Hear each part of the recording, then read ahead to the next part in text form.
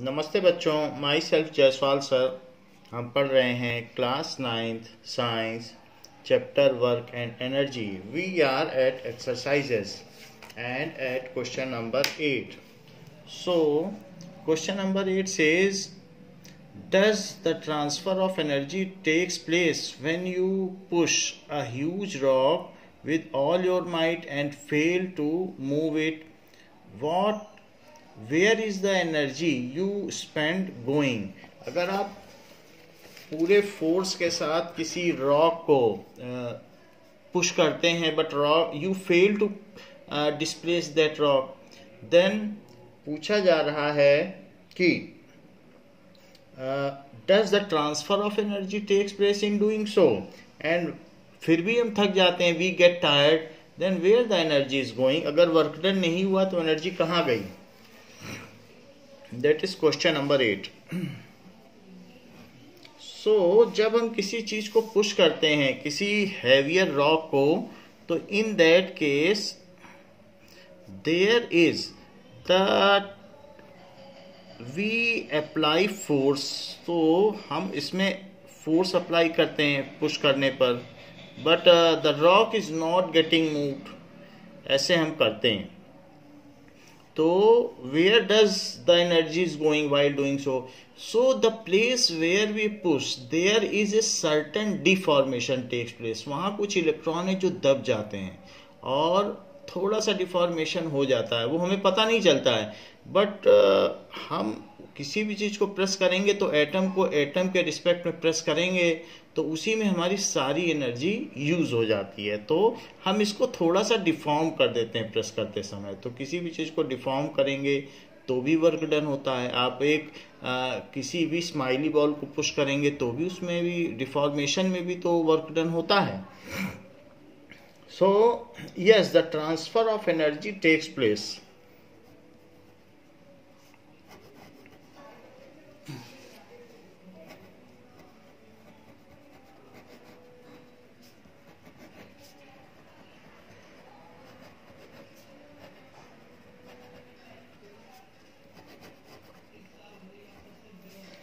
So when we push a huge rock and fail to move it, when we push a huge rock and failed to move it,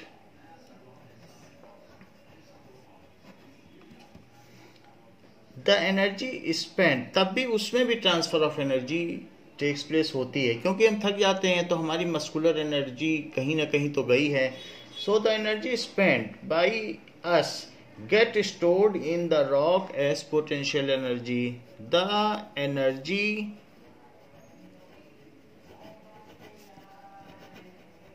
spent by us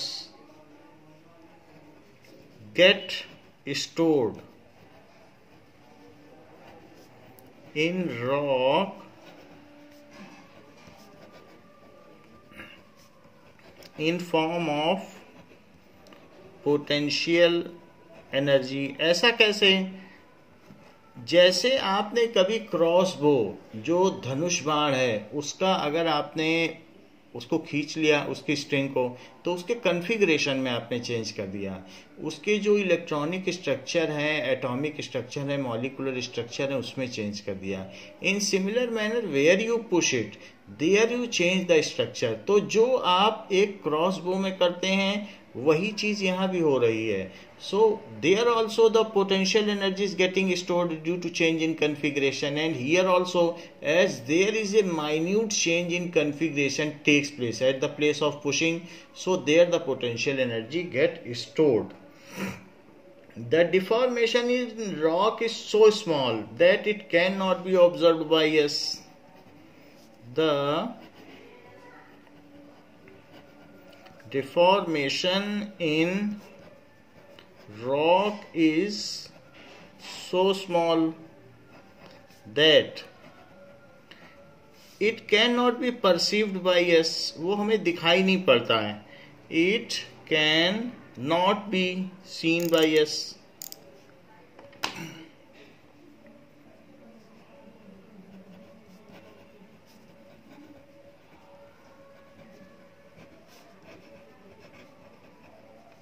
सो हम उसे देख नहीं पाते हैं. Some of the energy is also used up in stretching the muscles of our arms while pushing the rock and rapid displacement of blood to stretched muscles. तो हमारी body में muscles stretch होती हैं जब हम ऐसा करते हैं, तो उसमें भी एनर्जी एग्जॉस्ट होती है. जैसे कि अगर आप अपनी मसल्स को स्ट्रेच ही करें तो होता क्या है, जब हम एक्सरसाइज करते हैं, पुशअप करते हैं, तो ऐसे केसेस में भी हम अपनी मसल्स को स्ट्रेच करते हैं, तो ऐसे केसेस में हीट जनरेट होती है, हमारी बॉडी वार्म अप हो जाती है और वो हीट एटमॉस्फेयर में डिसिपेट हो जाती है. तो उसी तरीके से जब हम इसको कर रहे हैं, अगर आप रॉक को ऐसे करते रहें तो ये एक तरीके की फिजिकल एक्सरसाइज भी है, क्योंकि आप अपनी मसल्स को स्ट्रेच और रिलैक्स कर रहे हैं. तो उस केस में आपकी बॉडी बहुत हॉट हो जाएगी, वार्म अप हो जाएगी, और वही हीट अल्टीमेटली यूनिवर्स में डिसिपेट हो जाएगी. तो वहां पर भी एनर्जी का लॉस होता है. So some of energy is also used up. Some of energy is also used up in stretching the muscles of our arms, in stretching the muscle of our arms.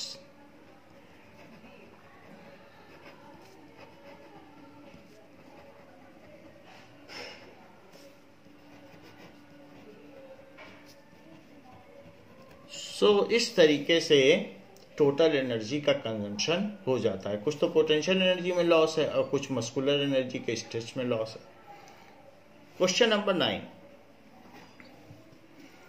A certain household has consumed 250 units of energy during a month. तो अगर मान लीजिए कि 250 unit बिजली खर्च कर ली, how much energy is this in joules? उसको जूल्स में कन्वर्ट करो. 250 यूनिट्स को जूल में कन्वर्ट करना है. Now 250 units is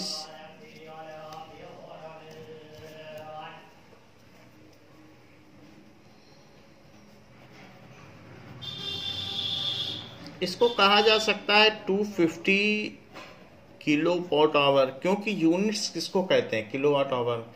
it is 250 into 1 kilowatt our. 1 kilowatt our, क्योंकि 4 kg आलू का मतलब है 4 टाइम्स 1 kg आलू. 4 kg आलू क्या मतलब है? 1 किलो आलू 4 बार ले लो, हो जाएगी 4 kg आलू. So this is now is equals to 250 into 1 kilowatt hour. कितना होता है? 3.6 इंटू 10⁻⁶ जूल. 1 किलोवाट आवर की जगह जूल लिख दो, फिर 3.6 का मल्टीप्लाई कर लो, तो 25 का कर लेते हैं. 25 6 या 150, 15 कैरी हो गया. 25 3 या 75, तो 80 और 90, तो ये 90 हो गया. और फिर 25 के आगे एक 0 है तो वो 0 भी लगा दो, और फिर 1 डिजिट पहले डेसिमल लगा दो, तो यहाँ पे डेसिमल लगा दीजिए. Into 10⁻⁶ joule. फिर अब ये 20 इसी में डाल दो. सो इट इज 3 इंटू 10⁸. 20 और चढ़ जाएंगे 10⁻², तो ऐड हो जाएंगी powers. So 3 into 10⁸ joule. So 250 units is equals to 9 into 10⁸ joule. So 250 units is equal to 9 into 10⁸ joule. Next is 10th question. So 10th question says that an object of mass 40 kg is raised to a height of 5 meters above the ground. What is the potential energy if the object is allowed to fall? Find its kinetic energy when it is halfway down. तो हमने जब इसको उठा लिया तो सबसे ऊंचे point पर, हाईएस्ट पॉइंट पर इसकी कितनी पोटेंशियल एनर्जी है, अगर वहां से रिलीज कर दिया तो हाफ वे डाउन पर इसकी कितनी पोटेंशियल काइनेटिक एनर्जी है बताना है। तो सबसे पहले यहां पर क्या किया गया है कि 40 kg मास को आपने ग्राउंड से उठाकर यहां कर दिया। So you have raised it, this is 40 kg। तो और 40 kg को आपने जब उठाया होगा तो कुछ फोर्स लगाया होगा, वो फोर्स किसके इक्वल होगा, इसका वेट तो mg लग रहा था, तो जो वेट लग रहा था mg उसको हम निकाल लेंगे, उसी के इक्वल फोर्स लगाना पड़ेगा। और आपने इसको कितना रेस किया है, 5 मीटर अबव ग्राउंड। किसी भी चीज को अगर आप उठाना चाहते हो तो उसके वेट के बराबर आपको फोर्स लगाना पड़ेगा। तो नाउ हियर पोटेंशियल एनर्जी क्या होता है, उसका क्या फार्मूला होता है, mgh। So E P is equals to mgh। Mass है उसका 40 kg, g की वैल्यू क्या है 10 दी गई है, कितने हाइट तक उठाया 5 मीटर तक। तो हमने फार्मूला लगा दिया, 5 4 या 20 और 2 0 ये भी है, तो इतने जूल हो गया। So at highest point its potential energy is 2000 joule. At highest point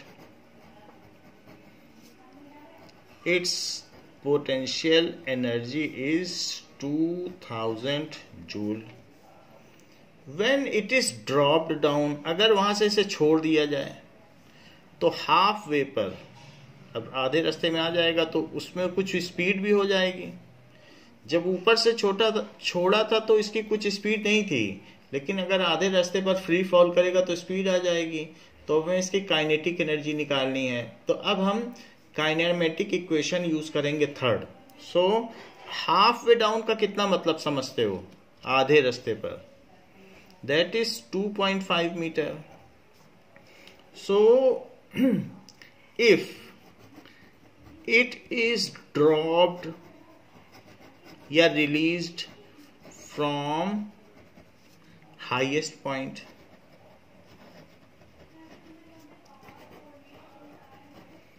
तो ऐसे केस में v square is equal to you square plus 2as होता है। तो हमें v चाहिए, जबकि हाईएस्ट पॉइंट पर इसका स्पीड 0 था और a की जगह g रख लो, नीचे की ओर g लग रहा है, नीचे ही ये गिर रहा है और 2.5 चला है। कितना चल गया 2.5, आधा रास्ता चला है।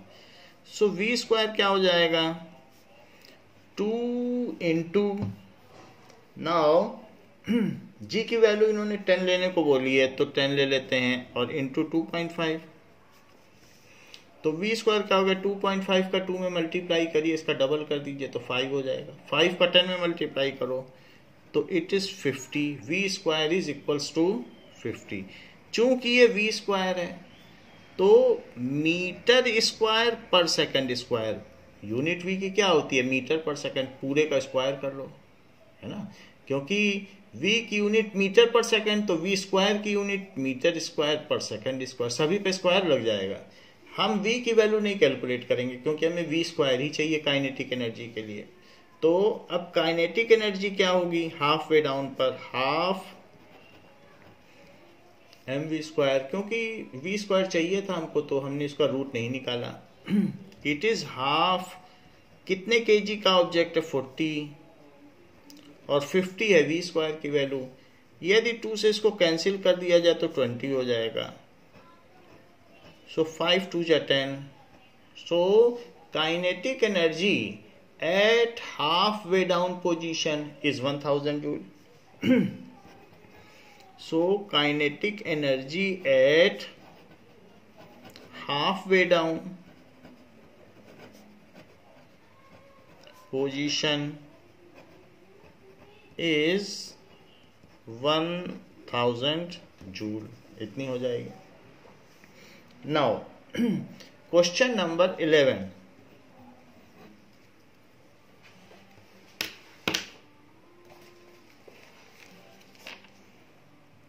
What is the work done by force of gravity on a satellite moving around the earth? Justify your answer.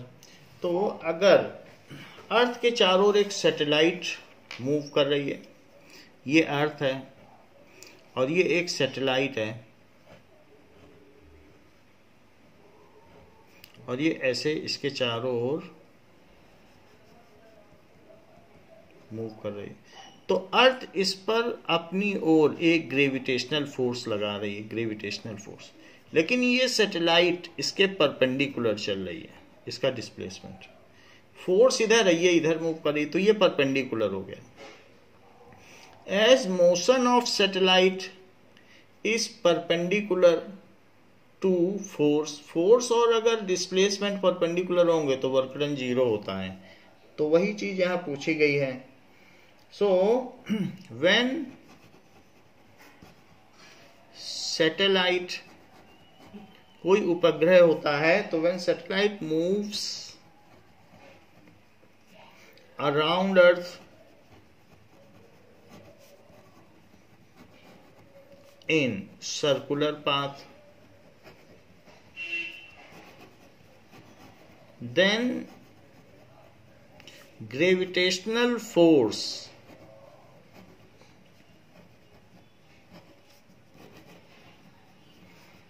acting on it is towards center of circle, वहीं पर अर्थ है, towards earth, and displacement, तो उसका जो displacement है वो tangential है, ये सर्कल का टेंजेंट है, उसको टच करते हुए जो लाइन होती है वो टेंजेंट होता है. एंड डिस्प्लेसमेंट इज कैसा है displacement? It is tangential. So it is perpendicular to the radius. जैसे रेडियस हो जाएगा ना तो उसके परपेंडिकुलर. इज ऑलवेज, कहीं पर भी सैटेलाइट यहां आ जाए तो जो रेडियस है, देखो ये रेडियस है तो ये परपेंडिकुलर, कहीं पर भी ये मूव करते करते यहां आ जाएगा तो फिर ये रेडियस हो गया और ये perpendicular. So perpendicular, always perpendicular to, और कुछ न लिखो तो परपेंडिकुलर टू ग्रेविटेशनल फोर्स. देखो ग्रेविटेशनल फोर्स इधर है और ये उसके परपेंडिकुलर है, ये ज्यादा अच्छा है.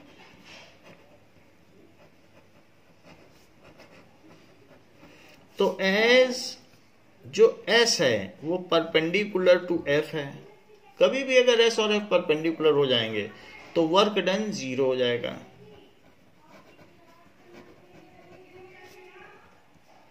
हमने आपको पहले भी बताया है कि मान लीजिए अगर कोई बस है और बस में एक पर्सन यहां से धक्का दे रहा है तो वो ऐसे इसको ऐसे फोर्स लगा रहा है, अंदर की ओर प्रेस कर रहा है, और पीछे से एक पर्सन अगर इसको धक्का दे रहा है तो जो पीछे से कर रहा है उसका तो माना जाएगा क्योंकि बस इधर जाएगी, बस इधर जाएगी. तो लेकिन इसका काम नहीं माना जाएगा, ये इधर धक्का दे रहा है, बस वहां थोड़ी ना जाएगी, बस तो आगे जाएगी. तो इसका फोर्स मान लिया जाएगा कि वर्क डन कर रहा है, इसका नहीं माना जाएगा. ये तो यहां से खिड़की की तरफ से धक्का दे रहा है, तो अगर फोर्स और डिस्प्लेसमेंट परपेंडिकुलर है तो इसको 1 रुपए भी नहीं देगा धक्का देने, जो भी है ड्राइवर इसका, इसको दे देगा. Now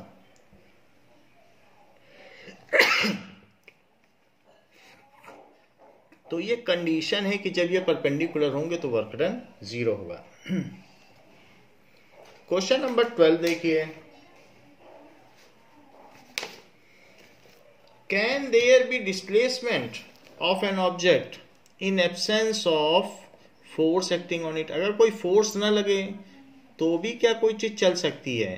think it and discuss the question with your friends and teachers. हाँ, चल सकती है. ऐसा इंटरस्टेलर स्पेस में होगा अगर वहां कोई फोर्स ना हो तो भी चलती हुई चीज चलती रहेगी और रुकी हुई चीज रुकी रहेगी। ये लॉ ऑफ इनर्शिया है।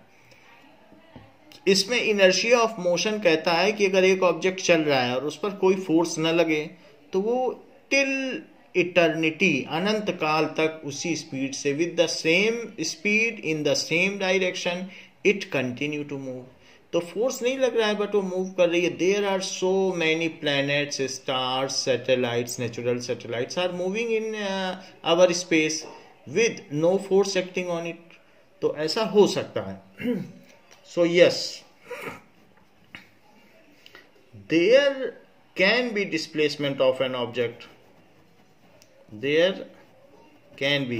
You just imagine the condition if there is a icy river lake, उस पर बर्फ जम गई है और अगर आप स्केटिंग करो तो पहली बार फोर्स लगाओगे तो चलते ही जाओगे, फिर कोई रोकने वाला नहीं आपको, आपकी स्केटिंग रुकेगी नहीं क्योंकि वहां अब फ्रिक्शन ही नहीं है। तो फ्रिक्शनलेस सरफेस पे अगर आप एक बॉल को लुढ़का दो तो वो तो चलती ही रहेगी, तो फिर उसके बाद फोर्स तो नहीं लगाना पड़ेगा। तो कोई if once anything is set at motion then it will continue to move till eternity in same direction with same speed. तो फोर्स नहीं भी लगेगा तो भी चलती रहेगी। Yes, there can be displacement.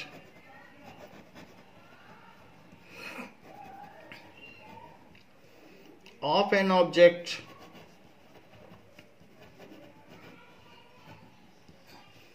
in absence of any force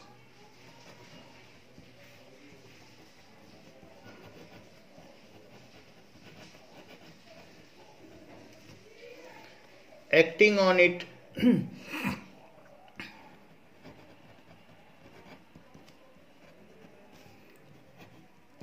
if object is once set into motion। ये जो चीज बताई गई है ये इसके कॉन्टेक्स्ट में बताई गई है, तो ये दूसरा आंसर है। If object is once set into motion, उसको एक बार अगर मोशन में ला दिया जाए,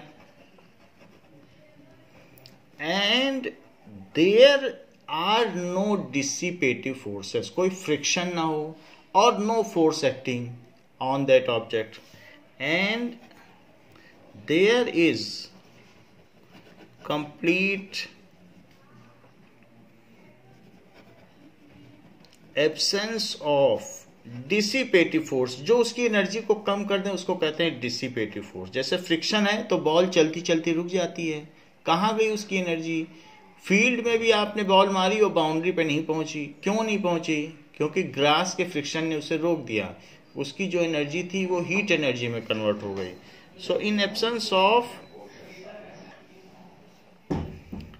there is complete absence of dissipative forces, जैसे फ्रिक्शन हो गया,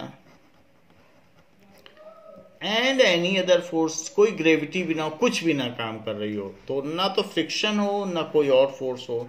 तो अगर एक बार once it is set into motion then it will continue to move till eternity. और any other force, any other force की बात इसलिए कर रहा हूं क्योंकि वो फोर्स उसके अगेंस्ट भी काम कर सकता है और उसे रोक भी सकता है। Then object will continue to move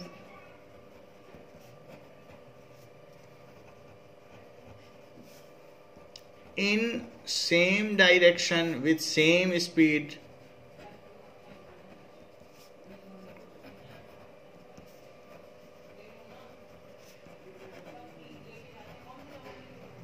forever due to inertia of motion। Inertia भी तीन तरीके का होता है, तो मोशन के इनर्शिया की वजह से वो चलता रहेगा। नाउ क्वेश्चन नंबर 13, तो फोर्स ना भी लगे तो भी कोई चीज चलती रहेगी।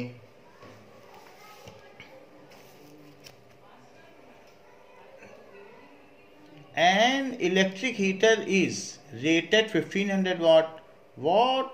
How much energy does it use in 10 hours, तो उसकी रेटिंग दी यानी इसकी पावर दी है और टाइम भी दिया है और आपसे इलेक्ट्रिकल एनर्जी कंज्यूम पूछा जा रहा है। सीधा आपको फॉर्मूला लगाना है। सो पावर कितना दिया हुआ है 1500 वॉट। 1500 वॉट को कन्वर्ट करो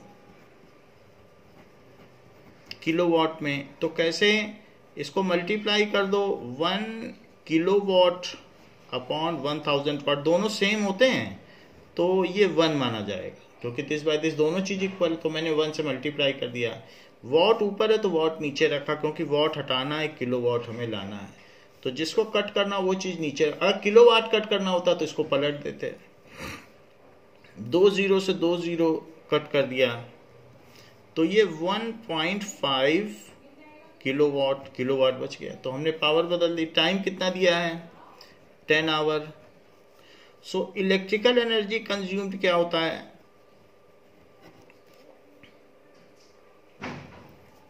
electrical energy consumed is equals to power into time. This is the formula. So 1.5 kilowatt, time is 10 hour, 1.5 का 10 में मल्टीप्लाई करो तो 15 किलोवाट आवर, तो 15 किलोवाट आवर और 15 units energy is consumed.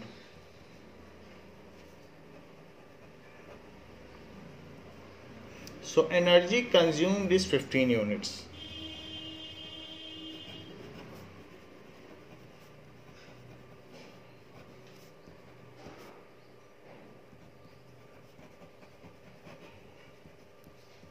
Now, next question is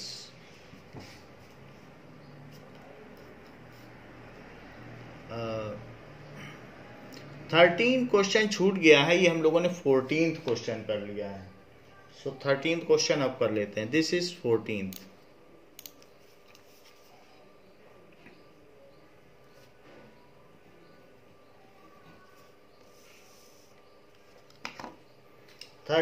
question says that a person holds a bundle of hay over his head for 30 minutes and get tired. Has he done some work or not? Justify your answer. So a person is holding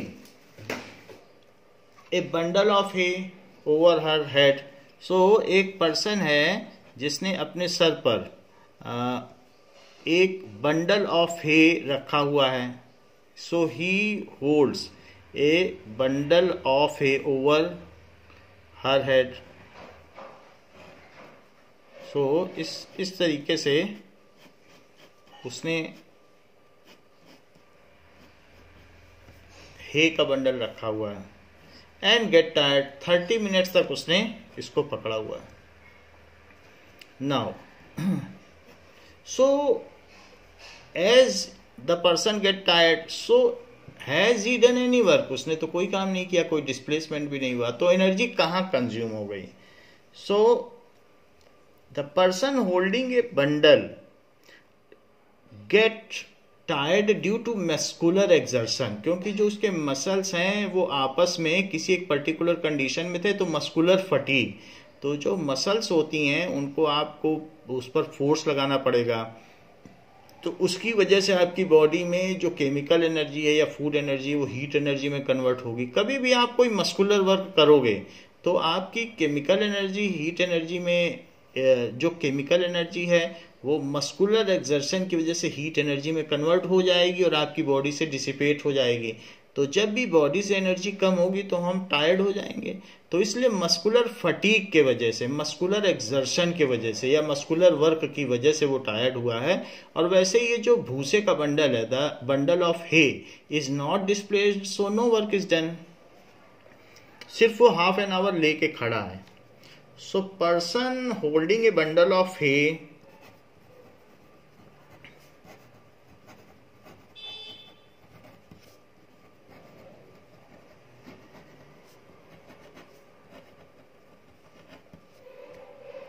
over his head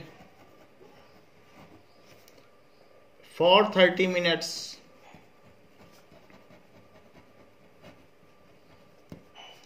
Has done no work.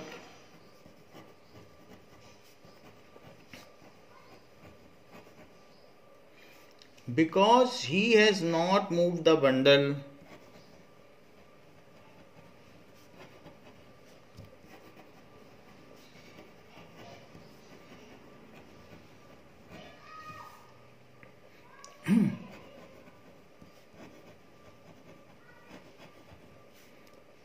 Over some distance.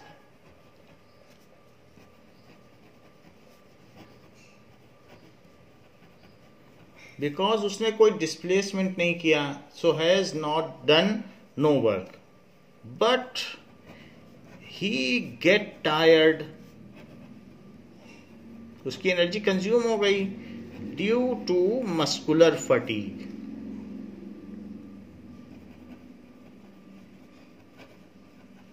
या muscular stretch भी लिख सकते हो. So stretching and blood circulation in body.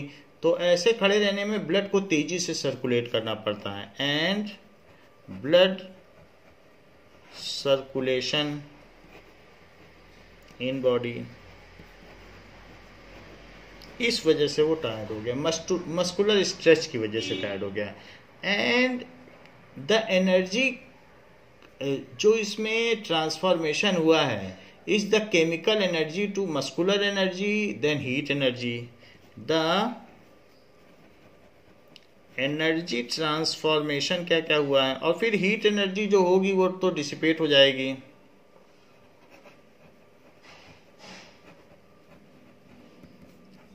और ऐसे लिख लें कि फूड एनर्जी या केमिकल एनर्जी से उसे मस्कुलर एनर्जी मिली,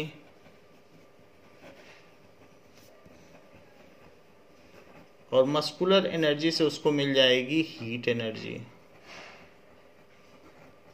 इस तरीके से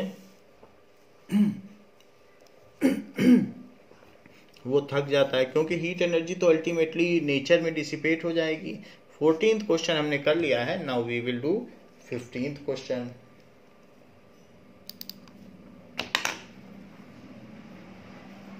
Fifteenth question says, illustrate the law of conservation of energy by discussing the energy changes which occur when we draw a pendulum bob on one side and allow it to oscillate. Why does the bob eventually come to rest? What happens to its energy eventually? Is it a violation of law of conservation of energy? जैसे आप देखते हैं कि घड़ी का pendulum होता है, वो चलता रहता है, वो तो खैर सेल से चलता है. लेकिन अगर हम फ्रीली ऐसे ही ऑसिलेट कराएं, किसी पेंडुलम को किसी वॉल से हुक से बांध दें और उसको, ये पेंडुलम है, किसी थ्रेड में एक कोई मेटल की बॉल लें भारी सी, और फिर उसको थोड़ी सी भारी होनी चाहिए, फिर उसको सेट करा दें ऑसिलेशन में, एक तरफ ले जाके छोड़ दें तो वो इधर आएगा, फिर इधर भी आएगा, दोनों तरफ इक्वली जाएगा और इस तरीके से ऑसिलेट करेगा. तो यहाँ जाएगा तो यहाँ से इधर आएगा, फिर इधर आएगा तो यहाँ से इधर आएगा, और ऐसे ऑसिलेट करता रहेगा. तो कोई ना कोई इसका हाईएस्ट पॉइंट है जहाँ तक ये जाता है, ये इसका हाईएस्ट पॉइंट है. फिर मान लीजिए ये ग्राउंड के आसपास है, तो इतनी हाइट पे चला गया, तो this is the point of, जैसे आप मान लें ए बी और सी, तो ऐसे ऐसे ऐसे चलता जाएगा. ये सिंपल पेंडुलम है, इस चीज को कहते हैं सिंपल पेंडुलम. तो वो ऐसे ऐसे करता रहेगा, लेकिन थोड़ी देर बाद, करीब 20 मिनट बाद वो रुक जाएगा. तो क्यों रुक गया, उसकी एनर्जी कहाँ गई, क्वेश्चन में पूछा जा रहा है. So at highest point that A and C, इसकी कुछ हाइट भी है, एच हाइट है, तो इसकी टोटल एनर्जी क्या होगी, फिर वहां रुक जाता है मोमेंटरली. यहाँ पर इसकी स्पीड 0 होगी, हाईएस्ट पॉइंट पर तो जाके लौटता है. कहीं भी कोई चीज जाके लौटेगी तो मोमेंटरली वहां पर उसकी स्पीड कितनी हो जाएगी, 0. यहाँ पर भी 0 हो जाएगी. यहाँ पर सबसे तेज होगी नीचे के पॉइंट पर, और यहाँ h है ही नहीं क्योंकि ये तो बिल्कुल एक लेवल है, तो इसलिए यहाँ पर जो पोटेंशियल एनर्जी होगी वो 0 होगी और इसके पास स्पीड होगी, ये मैक्सिमम तेजी से चलेगा। यहाँ पर यहाँ तो इतनी तेज चलेगा हो सकता है आपको दिखाई भी ना दे, तो बहुत तेजी से मूव कर जाएगा। और यहाँ पर जो काइनेटिक एनर्जी होगी वो मैक्सिमम होगी, जो हाफ mv² के इक्वल होगी। v है मैक्सिमम। इस प्लेस पे हाईएस्ट पॉइंट पर इसकी पोटेंशियल एनर्जी मैक्सिमम होगी जो कि mgh होगी, लेकिन चूंकि इसके पास स्पीड नहीं है इसलिए इस पॉइंट पर इसकी काइनेटिक एनर्जी 0 होगी।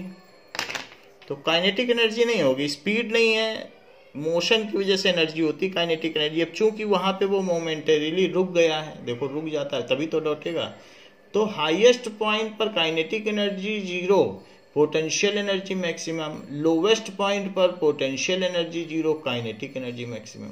जो चीज यहाँ है वही यहाँ पर भी, ये दोनों सिमेट्रिक पोजीशन है। So if a simple pendulum is set to oscillation, oscillation का मतलब है to and fro motion. If a simple pendulum is set to oscillation, then तो क्या होगा, at its extreme points, at its extreme points, कौन से हैं इसके extreme points? A and C, its potential energy is maximum and equal to mgh, while at its mean point, mean point जहां पर ये अंत में आके रुके वही उसका मीन पॉइंट है, तो ये मीन पॉइंट है। अल्टीमेटली ये यहीं रुकेगा, तो जहां कोई चीज रुक जाए वो मीन पॉइंट कहलाता है। एट इट्स मीन पॉइंट, या उसका पॉइंट ऑफ इक्विलिब्रियम भी कहते हैं कि जहां पर वो रुक जाए, या वो पॉइंट बी है। It's kinetic energy is maximum, that is equals to half mv², and उस पॉइंट पर क्या होगा, जहां पे EP इज मैक्सिमम वहां पे लिख सकते हो EP is maximum and EK is 0, ये चीज है। तो EP इज मैक्सिमम और साथ में क्या बता दिया कि EK is 0, EP is maximum and EK is 0, और ठीक है, तो ये बात हो गई। While at mean point EK is maximum, ये चीज है, एंड EP इज 0, वहां पर क्या होगा, and potential energy is 0, potential energy 0 हो जाएगी। सो क्या कहा जा सकता है कि eight highest and lowest point, so during this oscillation the kinetic energy is getting converted into potential energy and potential energy is getting converted into kinetic energy. So during oscillation, oscillation का मतलब to and fro motion, अपनी mean position के इधर उधर जाना, इसी को oscillation कहते हैं।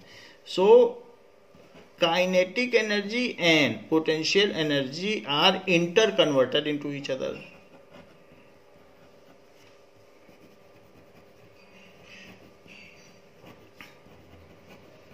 Into each other. During oscillation there are air and drag forces, दूसरे फ्रिक्शनल फोर्सेस होते हैं, जैसे कि जहां पर ये खूंटे से बंधा है वहां पर भी इसमें ड्रैग होगा, ये गर्म हो जाएगा थोड़ी देर में क्योंकि ये रोप या रस्सी है यहां इधर उधर खिसकती रहेगी। So due to air drag, air drag भी होता है। आप एक स्केल या छड़ी को हवा में तेजी से घुमाओ तो बहुत तेजी से साए की आवाज आती है, संग की आवाज आती है, तो वो एयर ड्रैग है। तो due to air drag and frictional forces at hook end, ये डिसिपेटिव फोर्सेस हैं, ये फ्रिक्शनल फोर्सेस हैं, and frictional forces, its energy, जो टोटल एनर्जी है, वैसे तो law of conservation of mechanical energy है, इन दोनों का सम वही होना चाहिए, बट ये फिर रुक क्यों जाता है? क्योंकि इसकी एनर्जी का धीरे धीरे लॉस होता जाता है। The object is not purely under conservative forces. Conservative force होते हैं कि उनमें फ्रिक्शन फोर्स ना हो, सिर्फ ग्रेविटी का फोर्स हो तो कंजर्वेटिव कहा जाएगा, बट यहाँ तो फ्रिक्शन भी है। So due to air drag and frictional forces its energy continuously decreases, its total energy जो है घटती जाएगी, कंटिन्यूअसली डिक्रीजेस एंड जो बॉब पेंडुलम है it stops and bob stops. तो जब उसकी एनर्जी जीरो हो जाएगी वो रुक जाएगा। यही बात यहां पूछी गई है कि क्या क्या होता है। Now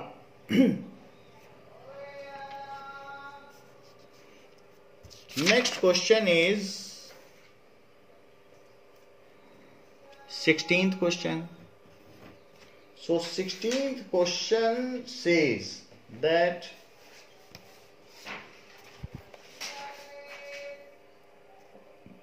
an object of mass m is moving with a constant velocity v. How much work should be done on object in order to bring the object at rest? तो वो अभी v स्पीड से move कर रहा है और उसे हमें रेस्ट पे लाना है, तो कितना काम करना पड़ेगा? तो एक ऑब्जेक्ट जा रहा है v स्पीड से और उसका मास m है, तो आप इसे रेस्ट पे कैसे ला सकते हो?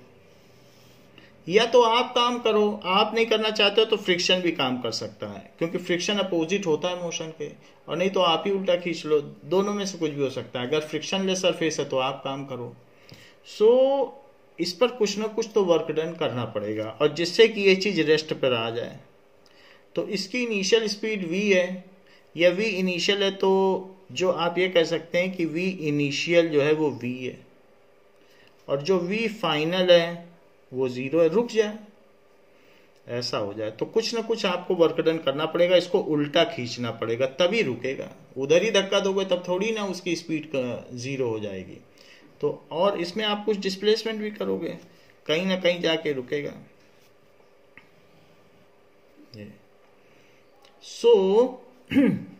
ऐसे हो गया। Now by work energy theorem, by दो तरीके से किया जा सकता है। तो पहले मैं मेथड 1 बताता हूं कि कितना वर्क डन होगा। तो मेथड 1 में लगाओ v square is equal to u square plus 2as, ऐसा होता है। तो अब a की वैल्यू क्या होगी? कुछ एक्सीलरेशन होगा, बल्कि वो डेसिलरेशन होगा, क्योंकि धीरे धीरे वो स्टॉप हो रहा है। तो F फोर्स आपने लगाया, fast force is equal to mass into acceleration, so acceleration is F by m, ऐसे लिख लो। ऐसा किया जा सकता है, ठीक है। तो अब जरा देखो v स्क्वायर कितना है? फाइनल 0, इनिशियली कितना था? v 2as, v स्क्वायर इधर ले आओ, minus v square is equal to 2as। Now s कितना है? Minus v square upon 2a, इसकी जरूरत नहीं। अब जरा देखें, ये बात हो गया। तो वर्क डन क्या होता है? Force into displacement. फोर्स क्या होता है? ma, और डिस्प्लेसमेंट कितना है? Minus v square upon 2a। a से a कट गया, तो it is equals to minus 2 नीचे है तो half M V square. So work done on object is minus half M V square. Work done on object is minus half M V square. That is negative work done होगा. किसी चीज को आप रोकना चाहते हो, आपने फोर्स इधर लगाया और चल उधर रहा है तो निगेटिव वर्क डन है. आपके लगाए हुए फोर्स की डायरेक्शन में न चले, उल्टा चले, तो हमेशा इसको निगेटिव ही लिख देना. तो आपने इधर फोर्स लगाया, जा उधर रहा है, तो वो एस की वैल्यू निगेटिव मानी जाएगी. ऐसा पहला क्वेश्चन हम कर चुके हैं. सो negative work done.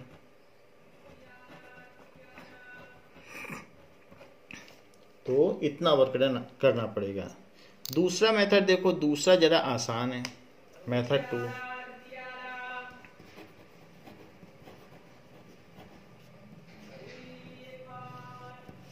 So by work energy theorem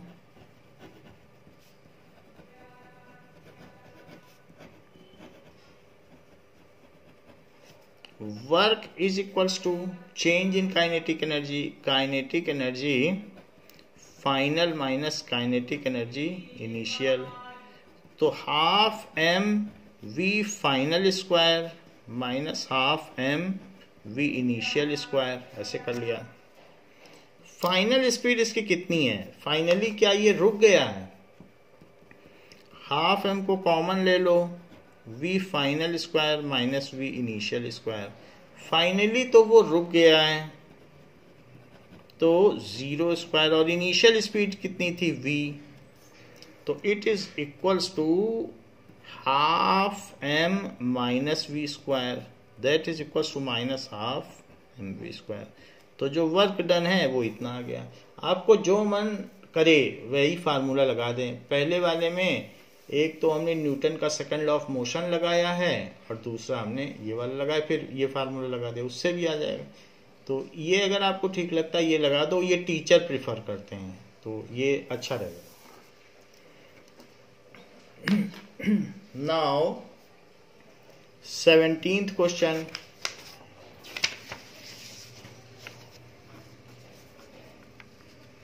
so 17th question क्या कहता है?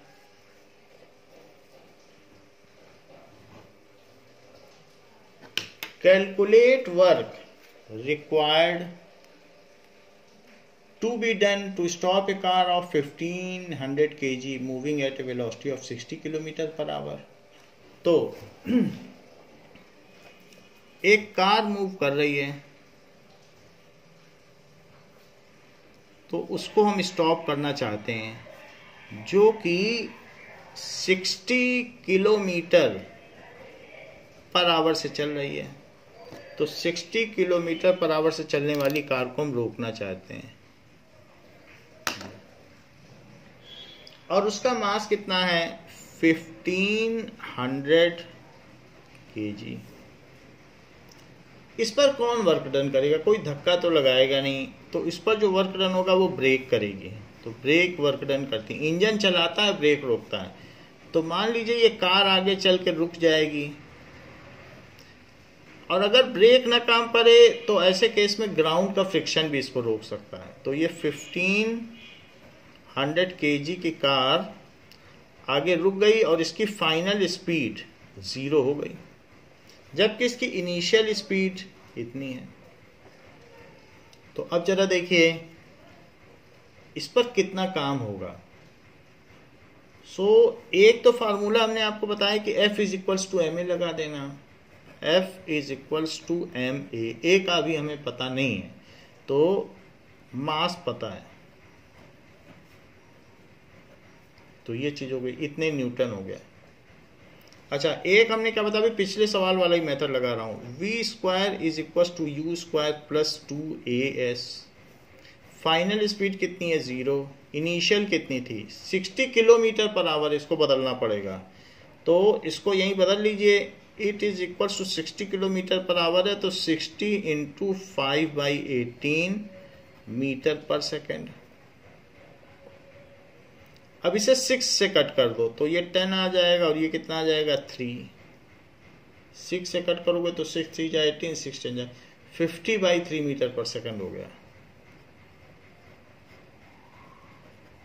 मीटर पर सेकंड। तो इनिशियल स्पीड कितनी है मीटर पर सेकंड में रखनी है, तो 50/3 का स्क्वायर प्लस 2 AS, इतनी डिस्टेंसेस है जो ये चली गई है यहां से यहां तक, उस डिस्टेंस का कितना नाम है S। जब तक वो रुकी तब तक कुछ ना कुछ तो चली होगी, वही S है। अच्छा, इसको इधर ले जाओ, इधर भी लेते जाओ और साथ में स्क्वायर भी कर दो तो निगेटिव हो जाएगा। 2AS, 2AS, तो S कितना हुआ, 2A कॉमन ले लो,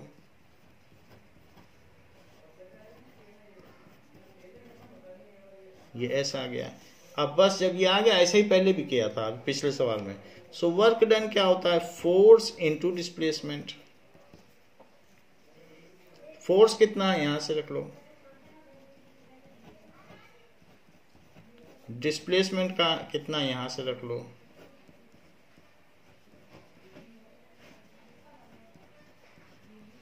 A से A कट कर दो, S की वैल्यू देखो यहां से रख दी है और F की वैल्यू न्यूटन के सेकंड लॉ ऑफ मोशन से रख दी है। तो ये दोनों कट जाएंगे, 3 से कटेंगे, 3 3 जा 9 और ये 500 हो जाएगा। 2 भी कट जाएगा, 2 से कटने पर ये 250 आ जाएगा। अब आपके पास 250 और ये है, तो 25 को 25 से मल्टीप्लाई करो तो 625 और बाकी सारे जीरो लगा दो और नीचे 3 भी लिख दो। निगेटिव लगाना मत भूलो क्योंकि ये निगेटिव है। कोई भी चीज अगर आपको रोकनी है तो आपको अपोजिट फोर्स लगाना पड़ेगा और निगेटिव वर्क डन होगा। तो अब ये 3 आ गया, 3 से इसको अब कट कर दें, तो 3 से कट करने पर क्या होगा, 3 से डिवाइड करो, 625,000, 3 2 जा 6, एक डिजिट उतारा, एक डिजिट उतारने पे नहीं जाता है तो 0 लगाते हैं, फिर एक डिजिट और उतारते हैं, तो 3 8 जा 24, 3 3 जा 9, 3 3 जा 9, अभी तक 2 जीरो उतार चुके हैं, फिर से एक जीरो उतारो, फिर 3 3 जा 9, 1 बचा, सारे जीरो उतर गए हैं तो डेसिमल लगा के एक और जीरो उतारो, यहाँ 3 लिख दो, तो 208,333.3 it is equals to minus 208,333.3 joule. इतना निगेटिव वर्क डन करना पड़ेगा and it will be done by brake. So a negative work done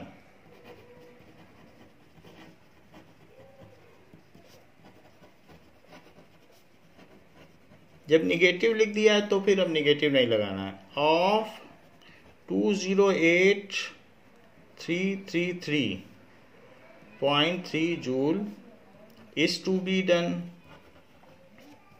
जो लोग इस मेथड को न करना चाहें और उन्हें आसान मेथड चाहिए हो तो वो वर्क एनर्जी थ्योरम लगा दें। By work energy theorem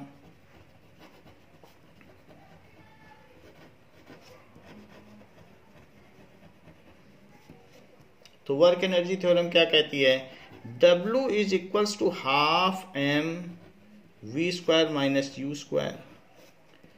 finally car रुक गई है तो 0², और इनिशियल कितना था बताओ, इनिशियली 50/3 था, ये तो 53 इनिशियल तो इसी स्पीड से जा रही थी ना 60 किलोमीटर पर आवर, उसको हमने मीटर पर सेकंड बदल लिया। चाहे तो आपने एक स्मॉलर ब्रैकेट लगाया है तो आउटसाइड में फिर उससे बड़ा ब्रैकेट लगा दो, तो ऐसे कर सकते हैं। अब देखो 2 से इसको कट कर दो तो 750 और अंदर में -2500/9 स्क्वायर कर दो। 9 है तो ये 3 से कट होगा, 3 से कट होगा तो 3 और ये 250, 250 कैसे मल्टीप्लाई करो तो 625 और 3 जीरो और बाई 3 और ये निगेटिव साइन। अच्छा, इसके आगे तो मैंने यहाँ कर ही दिया है, तो बाकी का वही है, तो ये 2 लाइन में हो जाता है। फिर इसकी वैल्यू कितनी हो जाएगी, -208333.3 जूल, ये हो जाएगा। तो इस तरीके से वही आंसर आ गया है। Now see 18th question. In each of the following, a force F is acting on an object to mass m. The direction of displacement is from west to east.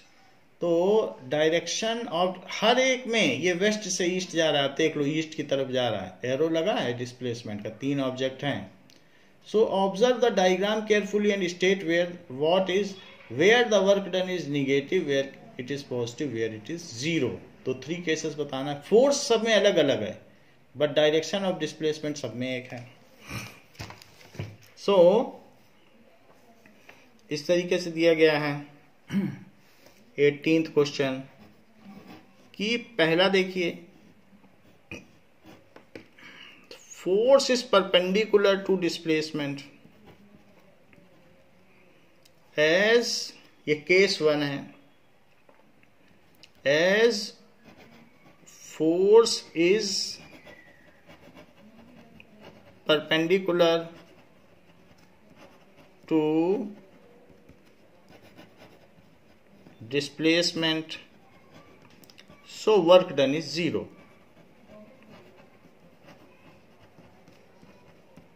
तो इसलिए कोई वर्क डन नहीं हुआ है। Second case देखिए, second case में the direction along which force is acting, the displacement is taking in same direction, as displacement is along the direction of applied force।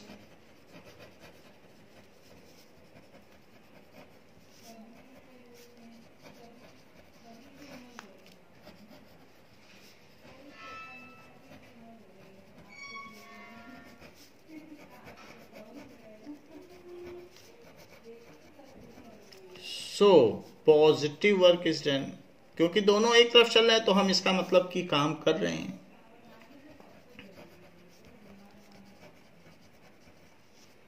Third case देखो, force इधर लग रहा है और डिस्प्लेसमेंट इधर हो रहा है। As displacement is taking opposite to applied force, जैसे आप गाड़ी चला रहे हो या साइकिल चला रहे हो, कोई पीछे खींचने लग जाए तो वो क्या सही काम कर रहा है कि अपोजिट काम कर रहा है, वो निगेटिव वर्क डन कर रहा है। As displacement is opposite to the direction of applied force,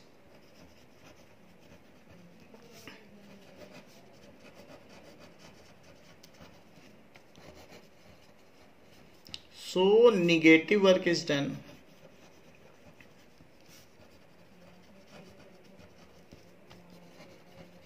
इस चीज को एक एग्जांपल से बताता हूं। जैसे मान लीजिए किसी भी चीज पर आपने 2 न्यूटन फोर्स लगाया और इस ऑब्जेक्ट का डिस्प्लेसमेंट हो गया 2 metre.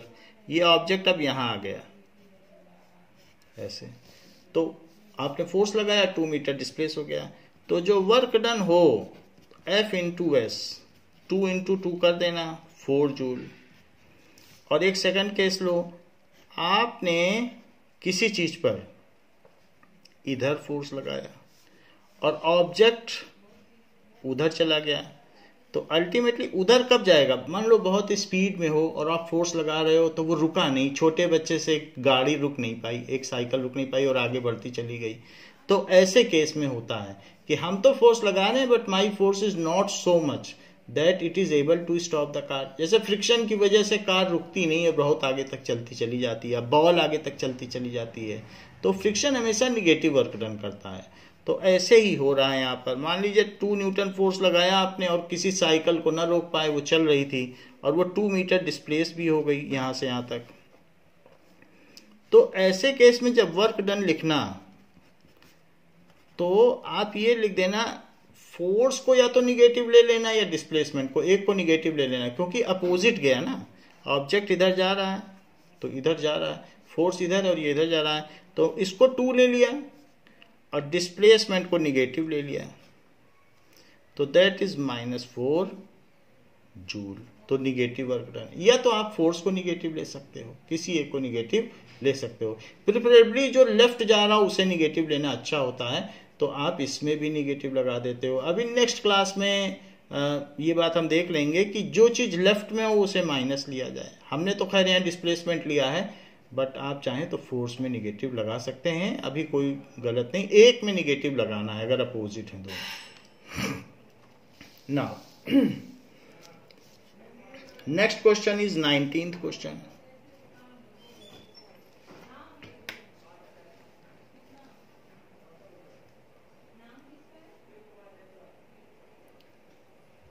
Sony says that acceleration in an object could be 0 even when several forces are acting on it. Do you agree with her? Why? So what Sony says कि acceleration could be 0 even when several forces are acting on it. तो अगर बहुत सारे forces act कर रहे हो तो भी सोनी बताती है कि उस पर एक्सीलरेशन 0 होगा। ये कब होगा? क्या आप उससे एग्री करते हैं? तो यस, वी कैन एग्री कि अगर किसी भी चीज पर बहुत सारे फोर्स एक्ट कर रहे हो और वो बैलेंस्ड फोर्सेस हों, एक दूसरे को कैंसिल कर दें, सो कैंसिल कर देंगे तो एफ नेट कितना हो जाएगा? 0। So if several forces are acting on an object such that net force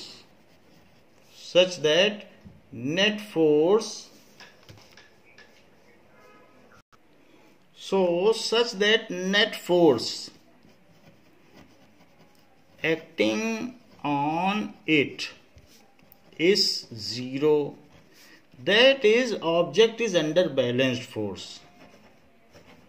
Object is under balanced force. तो F क्या होता है? F is equals to ma, और हमने मान लिया है F नेट 0 है, तो F नेट 0 है टोटल, क्योंकि सारे फोर्स एक दूसरे को काउंटर एक्ट कर रहे हैं, काट रहे हैं, तो F नेट को 0 लिख दो। मास इंटू एक्सीलरेशन, तो एक्सीलरेशन क्या हो गया? 0/m। तो एक्सीलरेशन क्या हो गया? मास हमने नीचे ले लिया, तो जब ऊपर 0 होता है तो कोई चीज 0 हो जाती है। सो सोनी इज सेइंग करेक्टली, तो अगर फोर्स, सारे फोर्सेस का सम 0 होगा, ऐसे केस पर उस पर कोई एक्सीलरेशन नहीं होगा, वो चीज रुकी है तो रुकी रहेगी, और अगर चल रही है तो उसी स्पीड से चलती रहेगी। मान लीजिए इस पर हम फोर्स लगाएं दोनों तरफ से इक्वल, और ये चल रही है तो ये चलती रहेगी, और अगर मान लीजिए रुकी है तो रुकी रहेगी। मान लीजिए इनिशियली इसको सेट कर दिया जाए मोशन में, तो चल रही तो चलती रहेगी। तो दो तरीके से हो सकता है, तो इनर्शिया ऑफ मोशन से अगर वो चल रही है तो चलती रहेगी, और इनर्शिया ऑफ रेस्ट से वो रुकी है तो रुकी रहेगी। एक्सीलरेशन नहीं है, शुरू से अगर वो मोशन में है तो मोशन में रहेगी, शुरू से अगर वो रेस्ट में है तो रेस्ट में रहेगी। सो सोनी ने कहा है कि अगर एफ नेट 0 है तो एक्सीलरेशन 0 होगा, ये बात सही है। Soni is saying correctly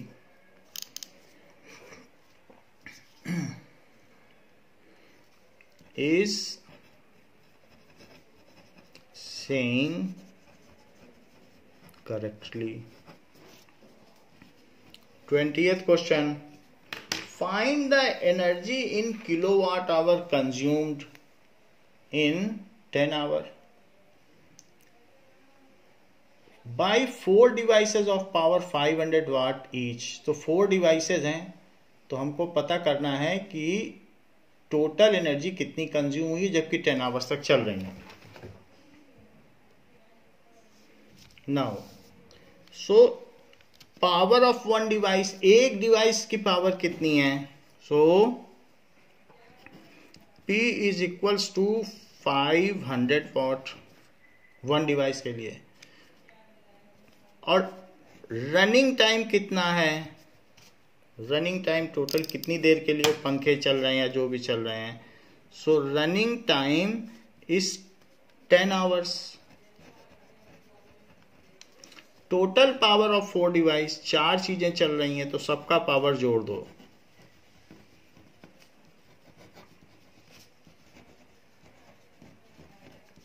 is equals to 500 into 4। 4 cooler चल रहे हैं तो इसलिए कूलर लगभग 500 वाट का होता है, तो इट इज 2000 वॉट। 2000 वाट। तो अब इसे हमें किलोवाट में बदलना पड़ेगा। तो किलोवाट में बदलने के लिए क्या करना चाहिए? या तो 1000 से डिवाइड कर दो, या फिर आप यूनिट फैक्टर मेथड लगा दो तो 2 किलोवाट आ जाएगा। 1000 से आपने डिवाइड कर दिया तो एनर्जी कंज्यूम भी कितनी हो जाएगी? Energy consumed is equals to power into time. So power लिखें और टाइम लिखें, so then we can find the energy consumed. So here it is equals to 2 kilowatt into 10 hour. So 2 times 20 kilowatt hour. So power consumed by 4 devices when they run for 10 hours is 20 kilowatt hour. एक 1 kilowatt our के लिए 8 रुपये 50 पैसा देना पड़ता है, तो आप समझ जाइए 160 से ज्यादा देना पड़ेगा। Energy consumed by 4 devices is 20 kilowatt hour. Next is ये पूछा गया है कि a freely falling object eventually stops on reaching the ground. What happens to its kinetic energy? तो जब वो जमीन पे कोई चीज गिरेगी तो question number 21।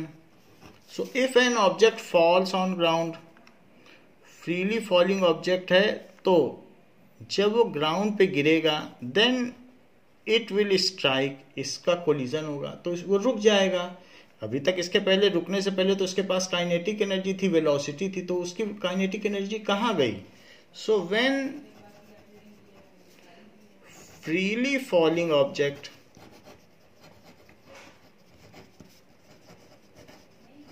Hits the ground,